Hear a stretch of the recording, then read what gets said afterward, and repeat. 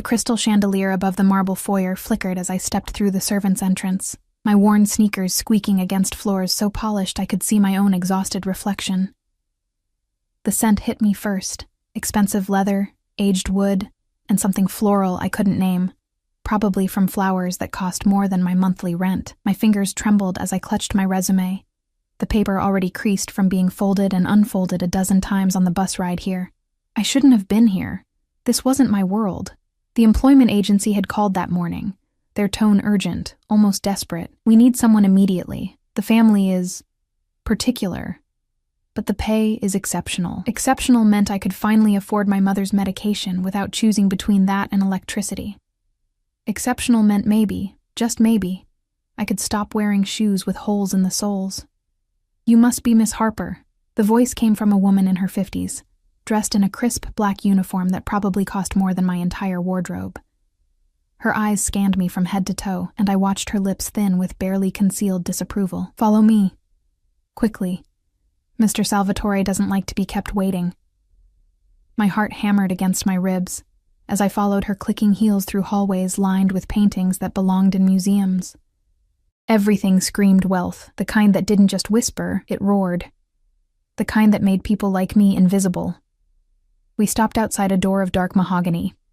The woman, Mrs. Chen, she'd said, knocked twice, precise and controlled. "Enter."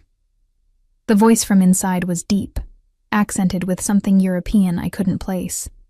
It carried weight, the kind of authority that made your spine straighten involuntarily. The office was enormous, all dark wood and leather, with floor-to-ceiling windows overlooking a garden that looked professionally maintained. But I barely noticed the decor, my attention fixed on the man behind the desk. He didn't look up immediately. His focus remained on the documents before him, one hand holding a fountain pen that probably cost more than my car, if I'd had a car. He wore a charcoal suit that fit him like it had been sewn onto his body, the fabric catching the light as he moved. Even seated, I could tell he was tall, broad-shouldered, with the kind of presence that consumed oxygen. When he finally raised his eyes, I forgot how to breathe. Dark eyes, almost black, framed by thick lashes that had no business being on a man. His face was all sharp angles, strong jaw shadowed with stubble, high cheekbones, a nose that looked like it had been broken once and healed slightly crooked. There was a scar, thin and pale, running from his left eyebrow into his hairline. He couldn't have been much older than 35, but his eyes looked ancient, like they'd seen things that aged souls faster than years ever could. "Miss Harper." He said my name like he was tasting it, testing how it felt in his mouth. "You're younger than I expected. I'm 24. My voice came out smaller than I intended. "But I have experience. 3 years with the Morrison family, and before that, I don't care about your experience." He set down his pen with deliberate precision. "My daughters are 5 years old. They haven't slept through the night in 8 months. 7 nannies have quit. The last one left crying." He leaned back in his chair, and I caught a glimpse of something dark under his collar. A tattoo, maybe. "Mrs. Chen says you need this job. Desperately. Is that true?" Heat flooded my cheeks. The humiliation of having my desperation laid bare made my eyes sting, but I forced myself to meet his gaze. "Yes." "Good." Something that might have been approval flickered across his face. "Desperate people don't quit easily. The pay is $15,000 a month. You'll live here.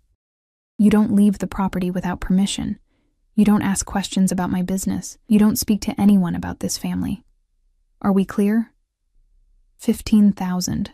The number made my head spin. That was more than I'd made in 6 months at my last job. Crystal clear. "The twins are upstairs. Sophia and Isabella. They're..." He paused, and for the first time, I saw something crack in that impenetrable facade. Exhaustion, maybe, or frustration, difficult. Their mother died 2 years ago. Since then, they've been troubled. My chest tightened. "I'm sorry for your loss." His jaw clenched. "Save your sympathy. Can you handle them or not?" "I can try." "Trying isn't good enough." He stood, and I had to tilt my head back to maintain eye contact. He was easily 6'3", maybe taller, and up close I could smell his cologne, something dark and expensive with notes of cedar and smoke. You will succeed, Miss Harper. Failure is not an option in this house. The threat hung in the air between us, unspoken but understood. Mrs. Chen appeared at the door as if summoned by telepathy. I'll show her to the nursery. As I turned to leave, his voice stopped me. Miss Harper. I looked back. His dark eyes fixed on mine with an intensity that made my skin prickle. Don't disappoint me. The nursery was on the 3rd floor, past more hallways and more evidence of obscene wealth. Mrs. Chen opened the door to reveal a room that looked like a princess's dream. Canopy beds with silk curtains, toys that probably cost more than my car would have if I'd had one, walls painted with murals of fairy tale castles. And in the center of this perfection, 2 identical little girls sat on the floor, surrounded by torn books and broken dolls. They had their father's dark eyes and hair that fell in waves past their shoulders. They wore matching white nightgowns that were smudged with what looked like paint or food. When they looked up at me, I saw none of the innocence children were supposed to have. Instead, I saw calculation, assessment, challenge. Another one. The girl on the left said, Sophia or Isabella, I couldn't tell. She won't last either. They never do, her sister agreed. They spoke in unison, finishing each other's sentences in a way that made my skin crawl. Mrs. Chen cleared her throat. Girls, this is Miss Harper. She'll be taking care of you from now on. I expect you to behave. They didn't respond, just stared at me with those unsettling dark eyes. I'll leave you to get acquainted, Mrs. Chen said, and I heard the relief in her voice as she practically fled. The door clicked shut, and I was alone with them. Hi, I said, trying to smile. You can call me Emma. What are you 2 playing? We're not playing, one of them said. We're destroying. The other giggled, a sound that didn't match her angelic face. The last nanny cried when we cut up her favorite dress. Want to see our scissors? I should have been afraid. Any sane person would have been. But looking at these 2 little girls who'd lost their mother, who were clearly crying out for help in the only way they knew how, I just felt sad. Your dad told me you don't sleep well, I said, sitting down on the floor across from them. Up close, I could see the dark circles under their eyes, the pallor of their skin. Why not? They exchanged a look, some silent communication passing between them. The monsters. Sophia, I was guessing based on a slightly smaller birthmark near her ear, said quietly. They come when it's dark. And Mama, Isabella whispered. We hear her crying. My throat tightened. I'm sorry about your Mama. Everyone's sorry, Sophia said, her voice hardening. But sorry doesn't bring her back. I spent the next hour trying to engage them, but they remained distant, hostile, testing me with small cruelties, spilling water on my already worn cardigan, accidentally stepping on my feet, making demands, and then changing their minds the moment I tried to comply. By the time evening fell and Mrs. Chen brought their dinner, food they refused to eat, I was exhausted. But I didn't leave. I sat with them, reading stories they pretended not to listen to, offering comfort they pretended not to need. When bedtime came, the real battle began. We're not sleeping, Isabella announced. We never sleep. You have to sleep sometime, I said gently. Make us, Sophia challenged. I didn't try to force them. Instead, I dimmed the lights until the room glowed soft and golden, and I began to sing. It was a lullaby my own mother used to sing to me, before the cancer, before everything fell apart. My voice wasn't perfect, but it was honest. The twins fell silent. I saw their rigid postures soften slightly. I sang until my throat grew hoarse, until the clock showed past midnight. Their eyes drooped, fought to stay open, drooped again. Finally, they slept. I sagged against the wall between their beds, relief flooding through me. I'd done it. One night down, and they were sleeping. I must have dozed off myself because I woke to the sound of screaming. Both girls were sitting upright in their beds, shrieking in perfect unison, their faces masks of terror. I rushed to them, trying to comfort them, but they were inconsolable, trapped in some nightmare I couldn't reach. The door burst open. He filled the doorway, still in his suit pants, but now with his shirt partially unbuttoned, revealing more of that dark tattoo. It looked like wings, or maybe flames. His hair was disheveled, and his eyes were wild with something that looked like panic before his mask slammed back into place. "What did you do?" His voice was deadly quiet. "Nothing. They just started screaming. He crossed the room in 3 strides, gathering both girls into his arms with a tenderness that seemed impossible from a man who radiated such danger. They clung to him, sobbing, and he murmured to them in a language I didn't understand. Italian, maybe. Slowly, their screams faded to whimpers. "Out," he said to me, not looking up. "Now." I fled to the small bedroom Mrs. Chen had shown me earlier, my heart racing. I'd failed. On the first night, I'd failed. I was packing my pitiful belongings when my door opened without a knock. He stood there, filling the frame, and I realized with a start that I could see the shoulder holster he wore under his arm. A gun. He had a gun. Of course he did. "They're sleeping again," he said. His voice was different now, rough with exhaustion. "You got them to sleep first. No one else has managed that in months. But the nightmares aren't your fault. They have them every night, multiple times." He ran a hand through his hair, and I saw his fingers shake slightly before he clenched them into a fist. "You stay. Unless you want to quit." "I don't want to quit." "Good." He turned to leave, then paused. "What did you do? To make them sleep the first time?" I sang to them. Something flickered in his eyes, surprise, maybe, or pain. Their mother used to sing, his jaw clenched. "Don't stop. Whatever you're doing, don't stop." He left, and I heard the click of a lock somewhere down the hall, multiple locks. I lay in bed, staring at the ceiling, my mind racing. What kind of man needed that much security in his own home? What kind of life had made 2 5-year-old girls so hardened, so damaged? The house settled around me with creaks and whispers, and somewhere in the distance, I heard voices, men's voices, speaking in low, urgent tones. This wasn't a normal household. Nothing about this was normal, but $15,000 a month, my mother's medication, a roof over my head. I'd stay. I'd make this work. I had no choice. What I didn't know, as I finally drifted into an uneasy sleep, was that the man down the hall, the man with dark eyes and darker secrets, had already made a decision about me. I just didn't know what it was yet. The days blurred together in a haze of exhaustion and small victories. Sophia and Isabella tested me relentlessly, hiding my belongings, refusing meals, screaming at odd hours. But each night, when I sang, they eventually surrendered to sleep. Sometimes for only an hour before the nightmares came, sometimes, on blessed nights, for 3 or 4. I learned their patterns. Sophia was the leader, the one who orchestrated their rebellion. Isabella followed, but she was softer, more likely to crack first.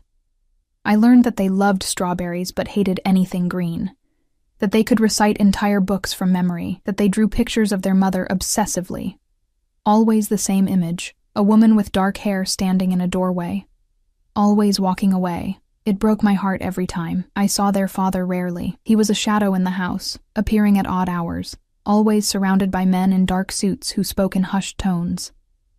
Sometimes I'd hear him with the girls in the morning before I woke, his deep voice gentle in a way that seemed impossible. But when he saw me, his expression would shudder, become unreadable. I was furniture to him, hired help. Nothing more. Until the 4th night. I was in the nursery reading to the twins when the door opened. He stood there in another perfectly tailored suit, navy this time, with a crisp white shirt that made his olive skin seem to glow, but it was his eyes that caught me. They looked different, tired, almost human. "Out," he said to the girls, his tone gentle but firm. "I need to speak with Miss Harper." Sophia's eyes narrowed. "Why?" "Because I said so."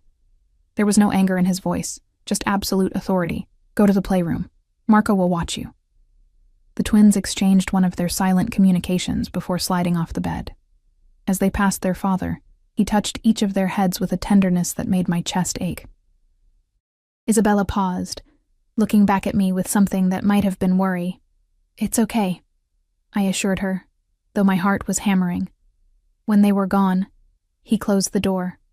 The click of the latch sounded too loud in the sudden silence. "Mr. Salvatore, if this is about Dante." He moved closer, and I caught that scent again, cedar and smoke, and something uniquely him. "My name is Dante. You've been here almost a week. You've lasted longer than anyone. You can use my name." "Dante," I repeated, the syllables feeling foreign on my tongue. He sat on the edge of Sophia's bed, and the casual gesture felt wrong somehow, like watching a panther try to appear domesticated. "They're sleeping better. Not well, but better. Mrs. Chen says they're eating more, fighting less. They're good girls," I said carefully. "They're just hurting. Everyone hurts." His voice was flat. "Not everyone destroys things. They're 5. They lost their mother. How else are they supposed to express?" "Don't," the word cut like a blade. "Don't psychoanalyze my daughters. I pay you to care for them, not to fix them." Heat flooded my cheeks. "I'm sorry. I didn't mean—" "You have compassion." He studied me with those dark, unreadable eyes. "It's dangerous. This house, this life, compassion, is a weakness." "I don't believe that." "Then you're naive." He stood, and I had to crane my neck to maintain eye contact. But maybe that's what they need. Someone who still believes people can be saved. He moved toward the door, but I found my voice before he could leave. "Can I ask you something?" He paused, hand on the doorknob. "You can ask. I may not answer." The locks, the men with guns, the way everyone speaks in whispers. I took a breath. "What are you protecting them from?" For a long moment, he said nothing. When he finally turned to face me, his expression was carved from stone. "Everything. Everyone. The world wants to take from me, Miss Harper. My daughters are the only things I have left that matter. I will burn this city to ash before I let anyone harm them." The intensity in his voice made me shiver. This wasn't hyperbole. He meant every word. "Now you ask yourself," he continued, moving closer until I could see flecks of gold in those dark eyes, "if you want to stay in a house with a man like me. A man who would kill without hesitation to protect what's his." I should have been terrified. Every instinct screamed at me to run. But I thought of Sophia and Isabella, of the way they clung to each other in sleep, of the nightmares that made them scream. "I want to stay," I whispered. Something flickered across his face. Surprise, maybe approval. "Then stop asking questions. Do your job. Keep them safe and sleeping and we'll have no problems." He left, and I sank onto the bed, my legs suddenly weak. That night, after I'd sung the girls to sleep, I couldn't settle. I wandered to the kitchen for water, moving quietly through the dark house. The staff had retired for the night, and the silence was oppressive. I was heading back upstairs when I heard voices from behind a closed door. Dante's study. "Don't care what Rossi wants. He touches my shipment again, and I'll personally deliver his head to his father." Dante's voice, cold and lethal. "Boss, if we move against the Rossi family..." Another voice, male, anxious. "Then we move. I don't negotiate with thieves." I should have kept walking, should have fled back to my room, but I stood frozen, my hand pressed against my mouth. Shipments, families, this wasn't just wealth. This was something else entirely. What about the girl? The nanny. A different voice now, rough. "She's been asking questions," Mrs. Chen reported. "Emma asks nothing that matters." The way he said my name, my first name, made my skin prickle. "She cares about my daughters, that's all. She's a liability. She sees too much. She sees what I allow her to see." Dante's voice dropped to something dangerous. "And she's not your concern. Is that clear, Marco?" "Crystal, boss." I fled then, my heart in my throat, taking the stairs 2 at a time. I made it to my room and locked the door, pressing my back against it as I tried to catch my breath. What had I walked into? The pieces were falling into place. The weapons, the security, the way people spoke to Dante with a mixture of fear and respect. The casual mentions of families and shipments. Dante Salvatore wasn't just wealthy. He was dangerous, powerful, probably criminal. And I was living in his house, caring for his children. I should quit, should run as far and as fast as possible. But $15,000 a month. My mother's bills. and 2 little girls who needed someone, anyone, to show them kindness. I was trapped. A different kind of cage than poverty, but a cage nonetheless. Sleep came fitfully that night, haunted by dreams of dark eyes and darker secrets. The next morning, I found an envelope slipped under my door. Inside was cash, my first week's pay, plus a bonus, and a note in harsh, angular handwriting. For your mother's medication. Don't think I don't know why you're really here. My hands shook as I held the money. He'd investigated me. Of course he had. A man like that didn't hire strangers without knowing every detail of their lives. It should have felt invasive. It should have made me angry. Instead, I felt seen. For the first time in months, someone had noticed my struggle and acted. I found him in his office that afternoon, after the twins had gone down for their nap. I knocked, waited for his gruff "enter," then stepped inside. He was on the phone, speaking rapid Italian, but when he saw me, he held up one finger. I waited, studying the room I'd barely noticed during our first meeting. The bookshelves lined with leather-bound volumes. The paintings, originals probably. The small photo on his desk, partially hidden, of him with a woman who had to be the twins' mother. She was beautiful, dark-haired and laughing, caught mid-spin in what looked like a garden. He looked younger in the photo, less carved from granite, happy. Miss Harper. His voice snapped me back to attention. Is there a problem? I wanted to thank you. For the advance and the extra, it's not charity. He set down his phone with deliberate care. I need you focused. Worried employees make mistakes. Consider it an investment in my daughter's well-being. Still, thank you. He nodded once, dismissing my gratitude. How are they today? Better. Sophia let me braid her hair this morning. Isabella asked if we could bake cookies. Something softened in his expression, so briefly I almost missed it. Their mother used to bake with them, before. He didn't finish. Didn't need to. I could teach them her recipes, I offered quietly. If you wanted. Mrs. Chen might know. No. The word was sharp, then softer. But thank you. An awkward silence fell between us. I should have left, should have returned to my duties. Instead, I heard myself asking, what was her name? Their mother, his jaw clenched. For a moment, I thought he wouldn't answer. Then, Lucia. Her name was Lucia. That's beautiful. She was beautiful. He picked up the photograph, his thumb tracing the edge. She was too good for a man like me, too pure, too kind. His eyes met mine, and I saw raw pain there.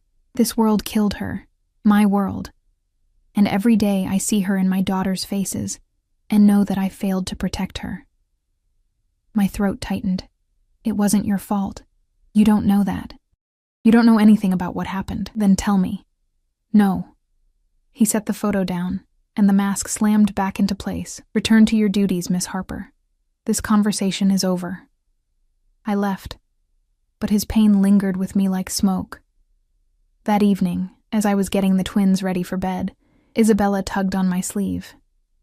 Emma, do you like our papa? The question caught me off guard. I don't know him very well. He's sad, Sophia said matter-of-factly. He's always sad. Since Mama died. Losing someone you love is very hard, I said carefully. Do you think he'll ever be happy again? Isabella's dark eyes, so much like her father's, searched mine.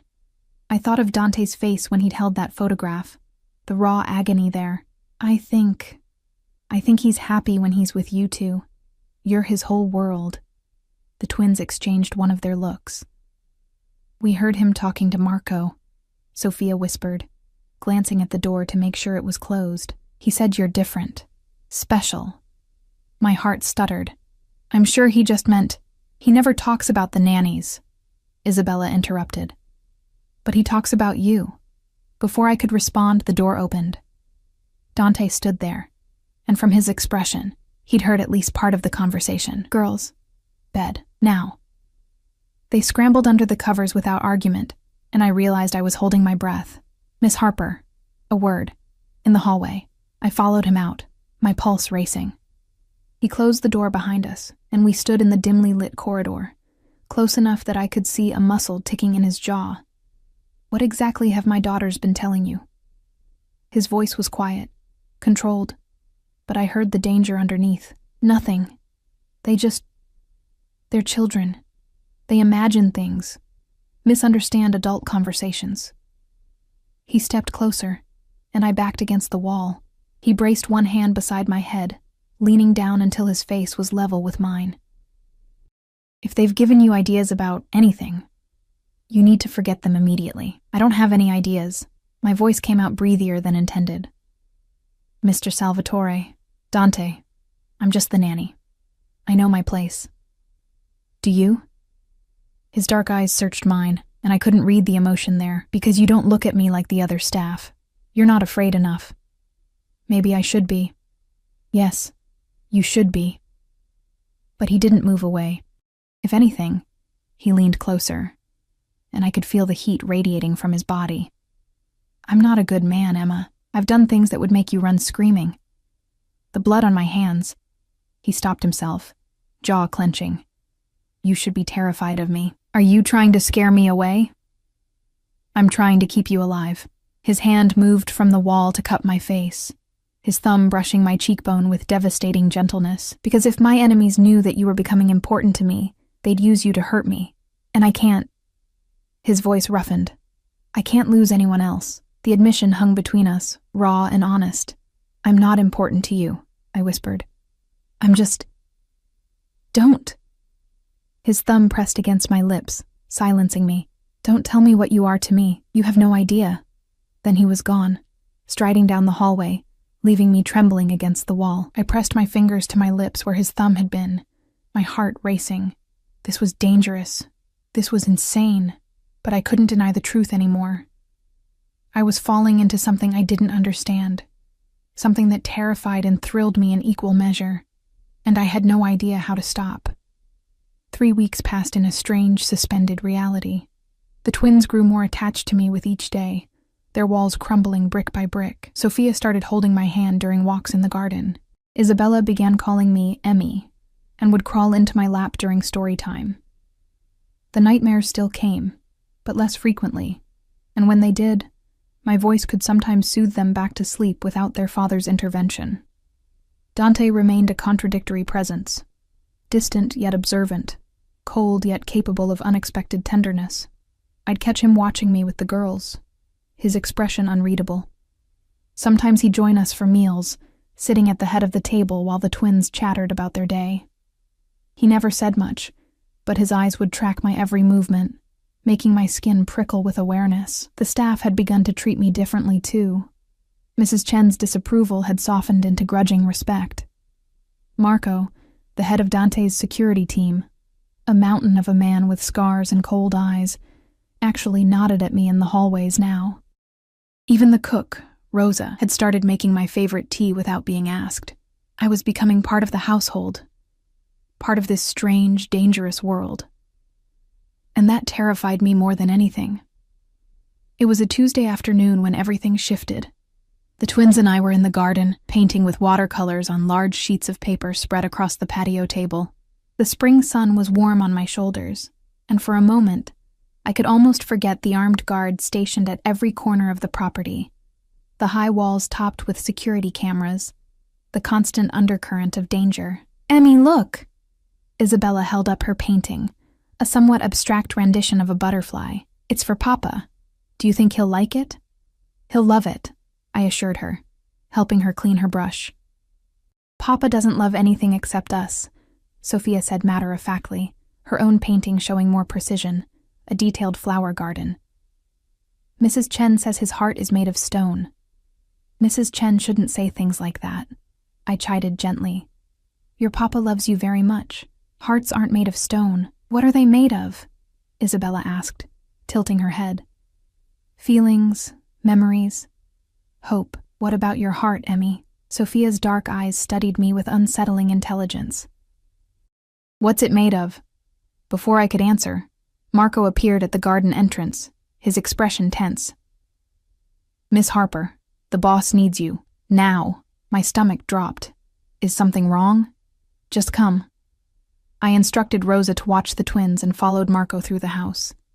His pace was quick, urgent, and I had to half-jog to keep up. We didn't go to Dante's study. Instead, Marco led me to a part of the house I'd never entered. A wing that was always locked, always off-limits.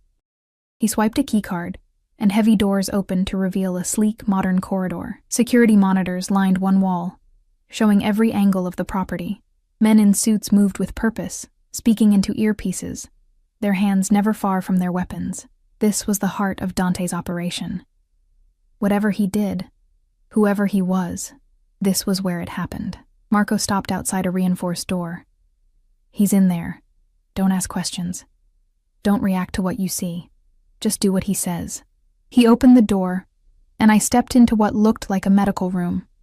Clean, sterile, with equipment I didn't recognize. And in the center, sitting on an examination table while a man in scrubs stitched his shoulder, was Dante. Blood stained his white shirt, torn and ruined. More blood streaked his face, his hands. But his eyes, when they met mine, were alert, sharp, dangerous. "Out," he said to the doctor and Marco. They left without question. We were alone. "You're hurt," I said stupidly, my medical training from my 1 year of nursing school kicking in. "What happened?" "Business." He watched me carefully, as if waiting for me to scream or faint or run. "It's handled." I moved closer, examining the wound. A long gash across his shoulder, deep but clean. The stitches were professional, neat. "This needs to be properly dressed. You could get an infection. That's why you're here." He gestured to a cabinet. "Bandages. Antiseptic. I need you to finish what the doctor started." "Why me? Why not?" "Because I need to know if you can handle this." His voice was hard. "This is my life, Emma. Blood, violence, danger. If you can't stomach it, I need to know now." My hands trembled as I gathered the supplies. But I didn't hesitate. I'd seen worse during my brief time in nursing school. Before my mother's diagnosis had forced me to drop out, I'd learned to compartmentalize, to focus on the task rather than the trauma. I cleaned the wound with steady hands, applied antiseptic, wrapped the bandage with practiced efficiency. Dante remained perfectly still throughout, not even flinching when I had to pull the bandage tight. "You're good at this," he observed. "I was studying to be a nurse, before—" I tied off the bandage. "Before life got in the way." "Why did you stop?" "My mother got sick. Cancer. The bills were— I had to work instead." He was quiet for a moment. Then, "Is she in treatment?" She was. "She's in remission now, but the follow-up care, the medications—" I stepped back, studying my work. "That should hold. Change the dressing twice a day. Watch for signs of infection, redness, swelling, fever." "Emma." He caught my wrist as I turned away, his grip gentle despite the blood still drying on his skin. "You didn't ask what happened. You didn't ask if someone else is hurt. You didn't ask if I killed anyone. Would you tell me if I did?" "No." "Then why ask?" I met his eyes, refusing to look away. "You do what you do. I take care of your daughters. That's the arrangement." Something flickered in his expression. Respect, maybe, or surprise. "You're stronger than you look." "I've had to be." He stood, towering over me even in his injured state. And suddenly the room felt too small. He still held my wrist, his thumb tracing patterns on my pulse point. I knew he could feel how my heart raced. "This afternoon," he said quietly, "someone tried to take something from me. Someone thought they could move against my family and live to brag about it." His free hand came up to cup my face, tilting my head back. I made sure they understood their mistake. Permanently. It was a confession, an admission of violence, maybe even murder. I should have been horrified, should have pulled away. Instead, I asked, "Are the girls safe?" His eyes widened fractionally. "That's your question, not whether I'm a monster." "I already know what you are." My voice was steady even as my insides trembled. "I'm asking if Sophia and Isabella are safe." "Always." The word was a vow. They're the only pure things left in my world. I would burn it all down to keep them safe. Then that's all that matters. He stared at me for a long moment, his expression unreadable. Then slowly, deliberately, he leaned down until his forehead rested against mine. His breath ghosted across my lips, warm and intimate. "You're going to ruin me," he whispered. "You and your goodness, and your strength, and your absolute refusal to be afraid of me." "I am afraid of you," the admission slipped out before I could stop it. "I'm terrified, but not of what you'll do to me. I'm afraid of what you make me feel." His hand tightened on my face. "What do I make you feel? Like I matter. Like I'm not just surviving anymore. Like I could be—" I swallowed hard. "Like I could be someone's everything." "Emma!" The door burst open. Marco stood there, his phone in hand, his expression grim. "Boss, we have a problem. The Rossi family knows about the shipment. They're moving on the warehouse district, and they've been asking questions about the nanny." I felt Dante go rigid against me. When he pulled back, his expression had transformed into something lethal. "How much do they know?" His voice was ice. "Enough. One of the guards at the gate might have talked before he couldn't talk anymore." Marco's eyes flicked to me. "They know she's important to the girls. They might know she's important to you. Lockdown protocol. Now. Triple the guards on the nursery. No one in or out without my express permission." Dante was already moving, ignoring the blood still staining his clothes. "Get the twins to the safe room." "Dante, wait." I grabbed his arm. "What's happening? Are the girls in danger?" He turned back, and the look in his eyes made my blood run cold. "The Rossi family are our rivals. They've been trying to undermine my operations for months. If they think hurting you or my daughters will give them leverage," he cupped my face with both hands, urgent and intense. "You stay with the girls. You don't leave the safe room until I come for you personally. Do you understand?" "Yes, but Marco will protect you. He's the only person besides me I trust with their lives, with yours." He pressed his lips to my forehead, brief and fierce. "Don't be brave. Don't be stupid. Just stay alive." Then he was gone, barking orders in Italian as he strode down the corridor. Marco took my arm. "Come on, we need to move fast." The next hour was a blur of activity. Marco ushered me and the twins, confused and frightened by the sudden chaos, into a room hidden behind a bookshelf in Dante's study. It was larger than I expected, equipped with beds, supplies, monitors showing every angle of the property. A panic room. A fortress within a fortress. "Emmy, what's happening?" Isabella clutched my hand, her eyes wide with fear. "Where's Papa?"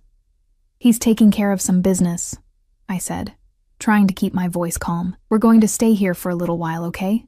It's like a game, an adventure." Sophia wasn't fooled. Someone's trying to hurt us, like they hurt Mama. My heart clenched. "Your papa won't let anyone hurt you." "Neither will I." Marco positioned himself by the door, his weapon drawn, his eyes on the monitors. I could see feeds from all over the house. Men moving with military precision, taking positions, checking weapons.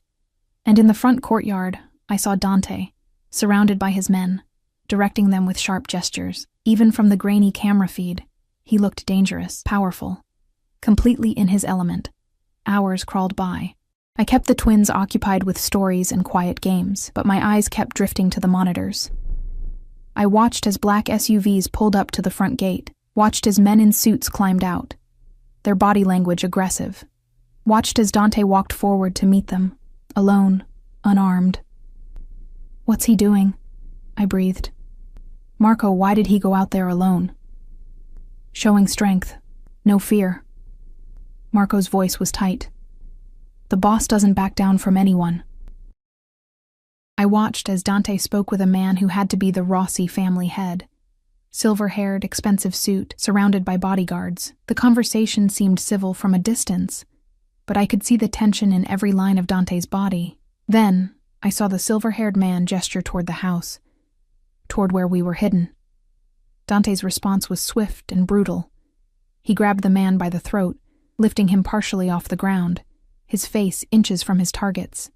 Even without sound, I could see him speaking, could see the absolute fury in his expression. The bodyguards reached for their weapons, but Dante's men were faster. Within seconds, dozens of red laser sights dotted the Rossi men's chests. Checkmate. Dante released the silver-haired man, who stumbled backward, his face purple. More words were exchanged. Then, finally, the Rossi family retreated to their vehicles and left. I released a breath I didn't know I'd been holding. 20 minutes later, the bookshelf swung open. Dante stood there, still blood-stained, still dangerous, but his eyes softened when they landed on the twins. "Papa!" They ran to him, and he scooped them both up, holding them tight. "Are you hurt?" Sophia touched the bandage on his shoulder, visible through his torn shirt. "Just a scratch, Piccola. Nothing to worry about." He kissed both their heads, then his eyes found mine over their dark curls. "Emma, come here." I approached on shaky legs. He set the twins down gently. "Go with Marco. He'll take you back to the nursery. Rosa made your favorite cookies." When they were gone, Dante pulled me into his arms, crushing me against his chest. I could hear his heart hammering beneath my ear, could feel the tremor in his hands as they fisted in my hair. "They wanted to trade," he said roughly. "Information about my operations in exchange for the pretty nanny with the kind eyes. They'd been watching, taking pictures, planning." His arms tightened until I could barely breathe. "They thought you were my weakness. I'm not. You are." He pulled back just enough to look at me, his eyes burning with an intensity that stole my breath. "You are, Emma, and that makes you the most dangerous thing in my life, because I can't lose you. I won't, and I'll kill anyone who tries to take you from me. Dante, I'm not a good man. I've told you that. But God help me, I'm falling for you, and I don't know how to stop." His hands framed my face, thumbs brushing away tears I didn't know I'd shed. "Tell me to let you go. Tell me to send you away where you'll be safe. Tell me anything except that you feel the same way. I should have lied. Should have protected us both from this impossible, dangerous thing growing between us. Instead, I whispered, I can't." And then his mouth was on mine, and I was drowning in cedar and smoke and the taste of something forbidden and utterly intoxicating. The kiss shattered something inside me, some final wall I'd been clinging to, some illusion that I could remain detached, professional, safe. Dante kissed me like a man starving, like I was oxygen, and he'd been drowning. His hands were everywhere, tangled in my hair, spanning my waist, pulling me closer until there was no space left between us. When we finally broke apart, both gasping, he rested his forehead against mine. "This is insane," he breathed. "You should run from me." "I know." My fingers clutched his torn, blood-stained shirt. "I can't. Emma." My name on his lips sounded like a prayer and a curse. "If you stay, if we do this, there's no going back. My world will consume you. My enemies will target you. Every day will be a risk. Every day already is a risk. I was drowning before I came here. At least now I have something worth drowning for." He pulled back to study my face, searching for doubt, for fear. Whatever he found there made his expression soften into something almost tender. "You're either the bravest woman I've ever met, or the most foolish. Maybe both." A ghost of a smile touched his lips. The first real smile I'd seen from him. It transformed his face, made him look younger, almost vulnerable. My Lucia used to say the same thing about herself, that loving me made her brave and foolish in equal measure. The mention of his dead wife should have felt like cold water. Instead, it felt like trust, like he was letting me see a part of himself he kept locked away. "Tell me about her," I said softly. "Please." He was quiet for so long I thought he wouldn't answer. Then he took my hand and led me to a leather couch in the corner of the safe room. We sat, and he kept my hand in his thumb tracing circles on my palm. I met Lucia at my cousin's wedding. She was a bridesmaid, all laughter and light, so different from anyone in my world. She had no idea who I was, what I did. She saw me as just a man. His voice grew rough. I should have left her alone, should have walked away, but I was selfish. I wanted that light for myself. What happened to her? A rival family. Not the Rossis, they're opportunistic jackals, but they have some honor. This was the Marchetti family 3 years ago. They wanted to send a message, to show me they could reach what I loved most. His jaw clenched. They planted a bomb in her car. She was driving home from the twins' preschool. If she'd picked them up that day instead of letting the nanny do it. He stopped, his breathing ragged. She died instantly, at least there's that. She didn't suffer. My chest ached for him, for the twins, for the woman I'd never meet. I'm so sorry. After she died, I hunted every member of the Marchetti family. Every single one. His voice was flat, emotionless, which made it more terrifying. It took me 6 months. Their father. Their sons. Their soldiers. I erased them from existence, and when I was done, when their blood was on my hands, I felt nothing. No satisfaction. No closure. Just emptiness.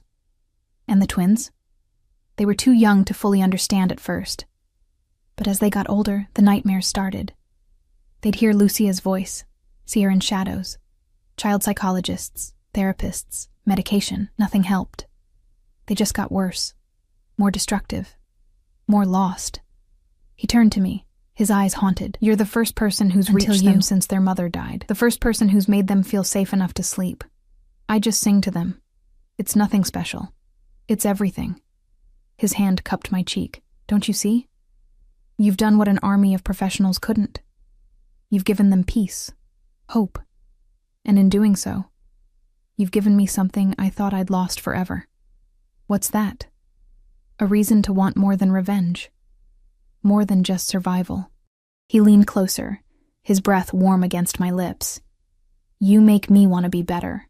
To build something instead of just destroying. Dante. His phone buzzed, shattering the moment. He cursed in Italian, checking the screen.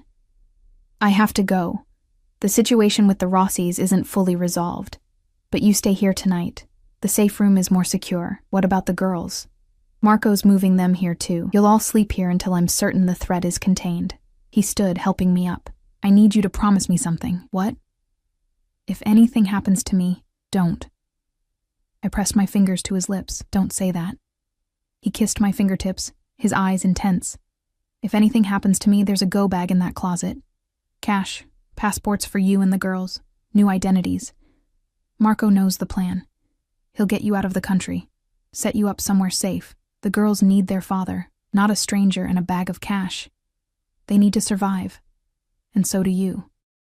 He pulled me close one last time, breathing me in. Promise me, Emma. If I fall, you run. You take my daughters and you disappear, and you give them the life Lucia wanted for them. A normal life. Safe. Free from all this. Tears burned my eyes. I promise. Good. He kissed my forehead, lingering. I'll be back before sunrise. Lock the door behind me. Trust no one except Marco. Then he was gone, and I was alone in the reinforced room, my heart racing, my mind spinning. Marco brought the twins 20 minutes later, along with their favorite blankets and toys. They were exhausted, confused by the upheaval, and clung to me as I settled them into the beds. Is Papa going to be okay? Isabella whispered. Your Papa is the strongest man I know, I assured her. He'll be fine. But what if the bad men hurt him like they hurt Mama? Sophia's voice cracked. I gathered them both close, my own fears mirroring theirs. Your Papa has an army protecting him, and he's fighting to keep you safe. That makes him even stronger. I sang to them, the same lullaby as always, and eventually they slept, but I couldn't. I watched the monitors, tracking movement throughout the house, jumping at every shadow. Marco stood guard by the door, silent and vigilant. Around 2 a.m., I brought him coffee from the small kitchenette. Thank you, Miss Harper. He took it, his eyes never leaving the screens. Emma, please. I think we're past formalities. He nodded once. The boss, he's different with you. Softer. Is that a good thing or a bad thing? In our world, dangerous. Softness gets you killed. He glanced at me. But maybe dangerous is worth it. I've known Dante since we were kids in Sicily. I've never seen him like this. Not even with Lucia. What do you mean? Lucia was his heart, pure and good. Everything he wasn't. He loved her like you love sunshine. grateful for it, but always knowing it's temporary. Marco's scarred face was thoughtful. But you're different. You're not sunshine. You're steel wrapped in silk. You've survived your own battles. You understand darkness because you've lived in it. That makes you his equal in a way Lucia never could be. I'm not his equal. I'm just a nanny who bandaged his wounds without flinching, who stayed calm during a lockdown, who promised to protect his daughters with your life. Marco's eyes met mine. You're exactly what he needs. What they all need. Don't underestimate yourself. Before I could respond, the monitors showed movement, vehicles approaching. My heart leapt into my throat until I saw Dante climb out of the lead SUV, surrounded by his men. He was alive, whole. Marco's radio crackled. All clear. Stand down from lockdown protocol. 20 minutes later, Dante appeared at the safe room door. His suit jacket was gone, his shirt still torn and blood-stained from earlier, but his eyes were bright with something that looked like triumph. It's done, he said simply. The Rossies have agreed to terms.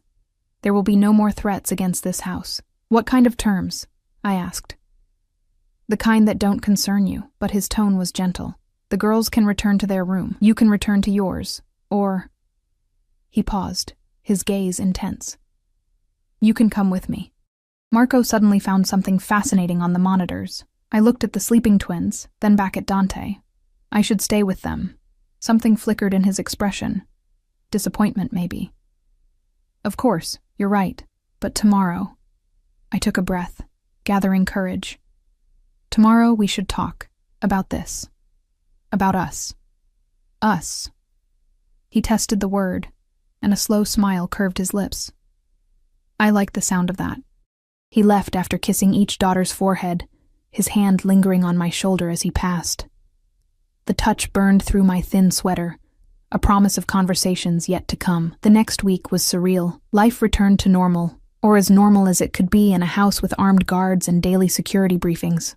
The twins continued to improve, their nightmares becoming rare, their smiles more frequent. They started calling me Emmy Mama when they thought I couldn't hear, and each time my heart broke and healed simultaneously. Dante and I moved around each other carefully, aware of the staff's watching eyes, the twins' curious glances. But there were stolen moments, his hand brushing mine as we passed in hallways, lingering looks across the dinner table, late-night conversations in his study after the girls were asleep. He told me about his childhood in Sicily, about violence and poverty and climbing his way to power through blood and ruthlessness. I told him about my mother's illness, about dropping out of school, about the shame of being poor in a world that equated worth with wealth. We were both survivors, both fighters, both carrying scars that would never fully heal, and somehow, impossibly, we were falling in love. It was Isabella who pushed things forward. 2 weeks after the lockdown, she approached me in the garden where I was reading while the twins played. Emmy? She climbed into my lap, her small face serious. Do you love our papa? I froze. That's a complicated question, sweetheart. Not really. Sophia appeared on my other side, equally serious. Either you do or you don't. I care about him very much. But do you love him? Isabella persisted. Because he loves you. We heard him tell Marco. He said, you're the best thing that's happened to this house since Mama died. Tears pricked my eyes. Your papa said that? They nodded in unison. We think you should marry him, Sophia announced. Then you'd be our mama for real, not just Emmy Mama. Girls, it's not that simple. Why not? Isabella's dark eyes, so like Dante's, searched mine. Don't you want to stay with us forever? Of course I do, but then marry Papa. Stay forever. Be our family. Sophia took my hand. Please, Emmy, we lost one mama. We don't want to lose you too. I held them both close, my heart shattering. You won't lose me. I promise. No matter what happens with your papa, you won't lose me. But even as I said the words, I wondered if I could keep that promise. In Dante's world, nothing was guaranteed. Not safety, not tomorrow, not love. That evening, after the twins were asleep, I found Dante in his study. He looked up from his paperwork, and the smile that crossed his face made my stomach flutter. Emma. I was hoping you'd come. He stood, moving around the desk. I have something for you. He handed me an envelope. Inside was a bank card and a letter on official-looking letterhead. What is this? Your mother's medical bills. All of them. Paid in full. And that card is yours. A personal account I've set up. You're not just the nanny anymore. He paused, choosing words carefully. You're important to me. To us. I want you to have security. Dante, I can't accept this. It's too much. You can and you will. His voice was firm. Emma, I don't know how to do this. Romance, courtship, those aren't things men like me excel at. But I know how to provide, how to protect, how to ensure the people I care about never want for anything. I don't need your money. I know. That's why I'm giving it to you. He cupped my face in both hands. You're the first person in my life who wants me, not what I can do for them. But let me do this anyway. Let me take care of you the way you take care of my daughters, the way you're starting to take care of me. The twins asked me to marry you today. I blurted out. He went very still. What did you say? I told them it wasn't that simple. Why isn't it? He stepped closer, his intensity overwhelming. I'm falling in love with you, Emma. Maybe I already have. I know it's fast. I know it's insane. But I'm not a patient man. I've already lost too much time. Lost too much. Period. I don't want to waste another moment pretending I don't want you in every way possible. I work for you. I'm your employee. This is the only real thing I've felt in 3 years. His thumbs brushed my cheekbones. Tell me you don't feel it too. Tell me I'm alone in this, and I'll back away. I'll let you be just the nanny, nothing more. But if you feel even a fraction of what I feel, his voice roughened, then don't push me away because you think you're not good enough. Because you're wrong. You're better than I deserve, better than this life deserves, but I'm too selfish to let you go. I'm scared, I whispered. Your world, the danger, the violence. What if something happens? What if... Then we'll face it together. He pressed his forehead to mine. I can't promise you safety. I can't promise you normal, but I can promise you this. I will love you with everything I have. I will protect you with my last breath, and I will spend every day trying to be worthy of the gift you've given my daughters. Given me. What gift? Hope. Light. Love. He kissed me softly, reverently. Marry me, Emma. Not because the twins want it, not because I'm rich or powerful. Marry me because you love me too, because you want this broken, dangerous man and all his baggage. Because you believe we can build something beautiful from all this darkness. I should have said no. Should have been sensible, cautious, smart. Instead, I said, yes. The next 3 months passed in a blur of wedding preparations, legal paperwork, and the gradual, beautiful process of becoming a family. Dante insisted on a small, private ceremony. Just his most trusted men, the twins, and a few staff members who'd become more like family. No crowds, no publicity, nothing that could make us targets. In my world, he'd explained one night as we reviewed security protocols for the 100th time, privacy is survival. The fewer people who know about you, about us, the safer you are. I'd learned so much about his world in those months. The legitimate businesses, import, export, real estate, several restaurants that provided cover for the less legitimate operations. The careful balance of power between families, the unwritten rules that kept all-out war from erupting, the loyalty that bound his men to him, forged through years of shared danger and mutual protection. I'd also learned about the cost. The constant vigilance, the inability to simply exist without calculating risks, the weight Dante carried, knowing every decision could mean life or death for the people who depended on him. But I'd also seen another side. Dante with his daughters, patient and tender as he taught them to ride bikes in the garden, guards watching from the shadows. Dante in the kitchen at midnight, attempting to bake cookies because Isabella had mentioned missing her mother's recipe, flour dusting his expensive suit. Dante holding me after nightmares, mine now, not just the twins, whispering promises in Italian until I calmed. The twins had blossomed. Their nightmares had all but disappeared, replaced by normal childhood dreams. They laughed freely now, played without the edge of desperation that had marked their early behavior. They'd started calling me Mama Emma, and each time, I felt my heart expand impossibly larger. The wedding took place on a Sunday morning in the garden, under an arch of white roses that Rosa had spent days perfecting. I wore a simple cream dress, elegant but understated, with the twins in matching flower girl dresses they'd helped pick out. They took their role seriously, scattering petals with solemn concentration, while Dante waited at the altar. When I saw him standing there in a charcoal gray suit, his eyes locked on mine with such intensity it stole my breath, I knew I'd made the right choice. This dangerous, complicated, damaged man was mine, and I was his. The ceremony was brief, conducted by a judge Dante trusted. When he slipped the ring on my finger, a stunning emerald surrounded by diamonds that had belonged to his grandmother, his hands trembled slightly. "I never thought I'd do this again," he murmured, low enough that only I could hear. "Never thought I'd want to. Thank you for proving me wrong. Thank you for letting me in," I whispered back. When the judge pronounced us married, Dante kissed me with a gentleness that belied his dangerous reputation.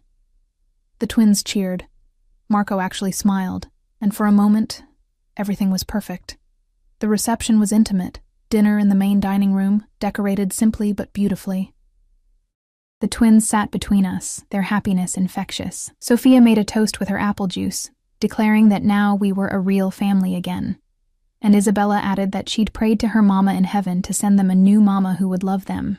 "And mama sent you, so you must be special." I cried. Dante held my hand under the table, his grip tight. Later that night, after the twins were asleep, and the house had settled into quiet, Dante found me on the balcony off our bedroom. Our bedroom now, not just his. The night air was cool, scented with jasmine from the garden below. "Mrs. Salvatore," he came up behind me, wrapping his arms around my waist, pulling me back against his chest. "How does it feel?" "Surreal. Terrifying. Perfect." I leaned into him. "I keep waiting to wake up and find this was all a dream. If it is, I'm dreaming it too." He pressed a kiss to my temple. "I have something for you. A wedding gift." He handed me a legal document. I scanned it, my eyes widening. "Dante, this is full legal custody of the twins. If anything happens to me, they're yours. No court battles, no questions. You're their mother now in every legal sense." His arms tightened around me. "And this," he handed me another paper, "is the deed to a house in Switzerland. It's remote, secure, completely off any grid. The go bag I mentioned months ago, it's there. If you ever need to run, you take the girls and go there. You'll be safe." My throat tightened. "Nothing's going to happen to you." "You can't know that. This life, these choices I've made, they come with consequences. And I need to know that if the worst happens, you and the girls will survive. Will thrive." He turned me in his arms, his dark eyes intense. "Promise me, Emma. Promise me you'll run if you need to." "I promise." I cupped his face. "But you promise me something too. Promise me you'll fight like hell to come home. That you won't take unnecessary risks. That you'll remember you have people who need you now." "I promise." He kissed me deeply, pouring everything into it. Love, desperation, hope. "You've made me want to live again, Emma. Not just survive, but actually live. That's a gift I can never repay. Then don't repay it. Just love me. Love our daughters. That's all I need. Our daughters." He smiled against my lips. I loved the sound of that. We stood there on the balcony, wrapped in each other, until the stars faded and dawn painted the sky pink and gold. The first year of our marriage was an education in contrasts. There were moments of pure domestic bliss, family dinners, bedtime stories, lazy Sundays in the garden where Dante would chase the twins while they shrieked with laughter. There were romantic evenings after the girls were asleep.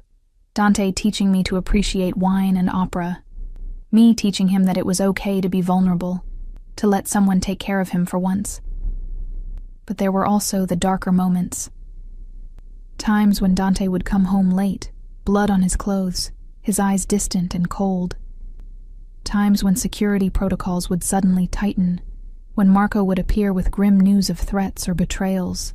Times when I'd wake in the night to find Dante's side of the bed empty, and I'd discover him in his study, surrounded by papers and weapons, planning strategies I didn't want to know about. I learned to live with the duality. The man who kissed scraped knees and braided hair was the same man who'd once told me he'd burned an entire family tree to ash. The hands that held me gently at night were the same hands that had pulled triggers without hesitation. But I also saw the changes.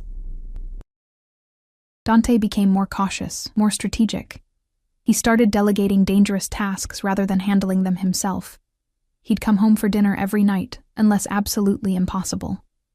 He talked about the future, about the girls' education, about eventually transitioning to fully legitimate businesses, about maybe, someday, leaving this life behind entirely.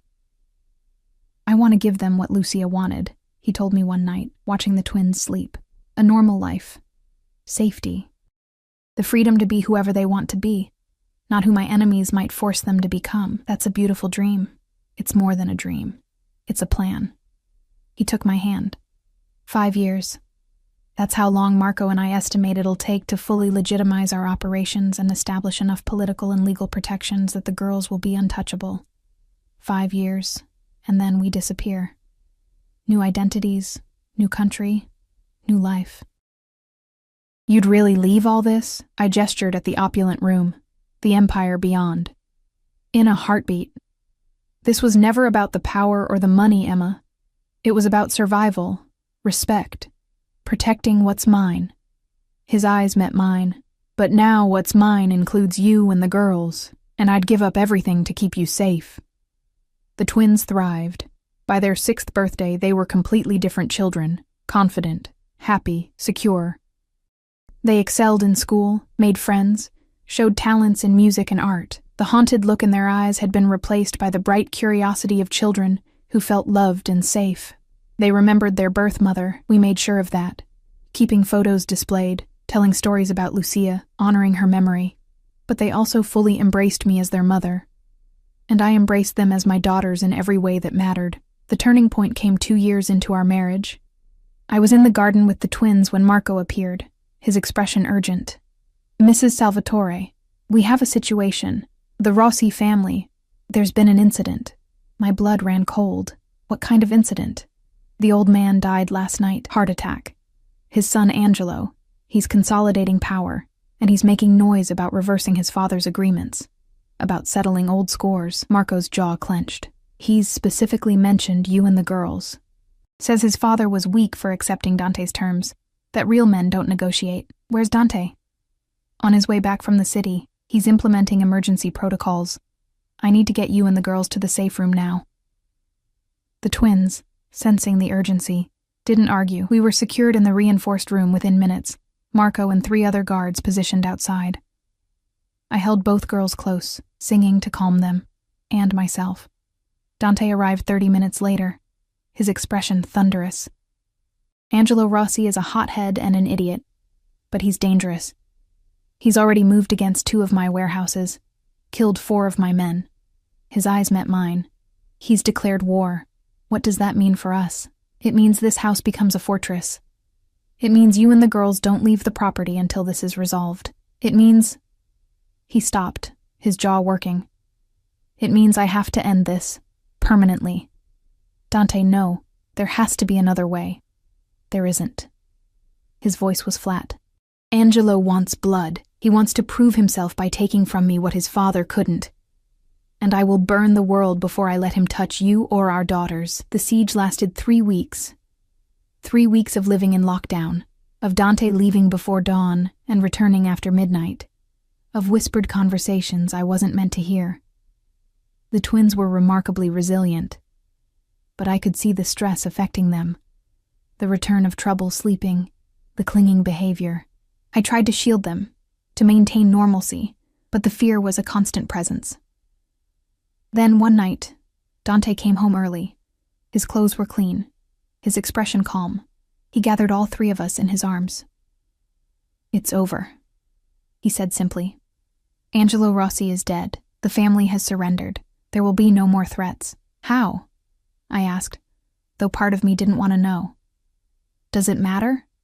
His eyes searched mine. "He would have killed you, Emma. He would have taken our daughters and used them against me. I did what I had to do. I should have been horrified, should have pulled away from this man capable of such violence. Instead, I held him tighter. Because I understood now, truly understood, that in his world, mercy was weakness and love demanded ruthlessness. He'd done what he thought necessary to protect us, and I couldn't condemn him for that. "No more," I whispered. "Please, Dante, no more of this. Let's start the 5-year plan now. Let's get out before something worse happens." He pulled back to look at me, surprise flickering across his face. "You want to leave? Give up all this? I want to be free. I want our daughters to grow up without armed guards and panic rooms. I want to wake up every morning knowing you'll come home that night." Tears streamed down my face. "I love you, Dante Salvatore. But I love the man you could be more than the man this life has made you. And I think you do too." Something cracked in his expression. He buried his face in my hair, his shoulders shaking. The twins hugged us both, not understanding but offering comfort anyway. "Okay," he finally said, his voice rough. "Okay, we'll start the transition. Marco can handle most of the operations.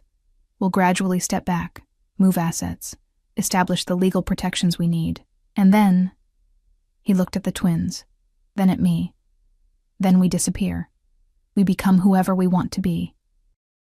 "A normal family. Do you even know how to be normal?" I asked, smiling through my tears. "No, but I'm willing to learn." He kissed me softly. "For you. For them. For us." The transition took 3 years, not 5. Dante was more motivated than even he'd anticipated, and Marco proved capable of managing the business operations with minimal oversight. We gradually pulled back from the dangerous elements, investing in legitimate ventures, establishing political and legal connections that would protect us even after we left. During those years, I watched Dante transform. The hard edges softened, the constant tension in his shoulders eased. He laughed more, smiled more, actually relaxed. He took cooking classes with the twins, learned to fish, started reading books for pleasure rather than just strategy manuals. He became, slowly but surely, the man he might have been if violence hadn't shaped his youth. On a crisp autumn morning, when the twins were 8 years old, we boarded a private plane. Our destination was a small town in New Zealand, remote, beautiful, impossibly far from the life we were leaving behind. Dante Salvatore, feared crime boss, became Daniel Sullivan, investment consultant. I remained Emma, though now with a different last name and no past to hide from. The twins became simply Sophia and Isabella Sullivan, 2 bright girls with their whole lives ahead of them. The house we moved into was nothing like the mansion we'd left. It was comfortable but modest, with a garden I could tend myself, neighbors who waved hello, a local school where the twins could be normal children. The first morning in our new life, I woke to find Dante, Daniel now, already awake, watching me with an expression of wonder. "What?" I asked, smiling. I never thought I'd have this. Peace, safety, a chance to just be. He pulled me close. "You gave me this, Emma. You and our daughters. You saved me from becoming a monster. You saved yourself. I just showed you it was possible." "No." He kissed my forehead. "You loved me when I didn't deserve it. You stayed when you should have run. You believed I could be better, and that belief made it true." We lay there in comfortable silence, listening to the twins start to stir in their rooms, to the birds singing outside, to the ordinary sounds of an extraordinary gift, normalcy. The years that followed were the happiest of my life. We built a real family, grounded in love rather than survival. The twins excelled in school, made friends, discovered passions. Sophia in painting, Isabella in music. They grew into confident, kind young women who remembered their past but weren't defined by it. Dante, I still sometimes thought of him by his real name, found peace in the quiet life. He coached the twins' soccer team, volunteered at the local community center, became known as a devoted father and husband, rather than a feared criminal. The nightmares that had plagued him for years faded. The cold distance in his eyes was replaced by warmth. We built something beautiful from the ashes of his old life. Something worth protecting, worth cherishing, worth the sacrifices we'd made to achieve it. On our 10th wedding anniversary, Dante took me to the beach at sunset. The twins were at a friend's house, giving us rare time alone. We walked along the shore, hand in hand, our feet sinking into wet sand. "Do you ever regret it?" he asked suddenly. "Leaving that life? The money, the luxury? Never. Not once." I squeezed his hand. "Do you?" "I regret the person I had to be to earn that money. But leaving it behind, becoming this," he gestured at the simple life we built. "Best decision I ever made. Second only to hiring a broke, desperate nanny who turned out to be my salvation." I laughed, leaning into him. "I wasn't your salvation. We saved each other. Maybe you're right." He stopped, turning to face me as the sun painted the sky in shades of orange and pink. "I love you, Emma Sullivan, more than I loved you as Emma Salvatore. Because now I love you not as someone I need to protect or possess, but as my equal, my partner, my choice every single day. I love you too. Both versions of you, the man you were and the man you've become." We kissed as the sun set, two survivors who'd found their way out of darkness and into light. Two broken people who'd healed each other, two souls who'd discovered that love, real love, was worth any sacrifice. Behind us, in our modest house full of laughter and warmth, our daughters waited. Our family, our future, our happily ever after, earned not through fairy tale magic, but through courage, sacrifice, and the unwavering belief that people could change. And as we walked back toward home, toward the life we'd built together, I knew with absolute certainty that every moment of fear, every sacrifice, every risk had been worth it, because I'd found my home, not in a place, but in the man beside me and the family we'd created, and that was more valuable than any empire could ever be. The story of the Mafia boss and the nanny who changed everything had come full circle. From darkness to light, from survival to life, from broken to whole, and we lived, truly lived, happily ever after.